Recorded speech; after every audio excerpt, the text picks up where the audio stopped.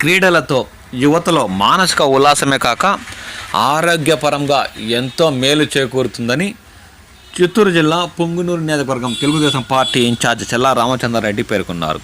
ఈ సందర్భంగా ఆయన మండల కేంద్రమైన రుంపిచెర్ల పట్టణంలో స్థానిక యువత రౌనక్ షబ్బీర్ ఆజంల ఆధ్వర్యంలో నిర్వహిస్తున్న వాలీబాల్ టోర్నమెంట్ను ప్రారంభించారు. అనంతరం ఆయన క్రీడాకారులతో కలిసి వాలీబాల్ కూడా ఆడారు. ఈ కార్యక్రమంలో కురబల corporation director Uyyala Ramana, Ravi Naidu, Imran Khan, single window director Siva Reddy, Nagisetty Nagaraju, Nookala Nagarjuna, Gudur Haribabu, స్థానిక యువత పాల్గొన్నారు.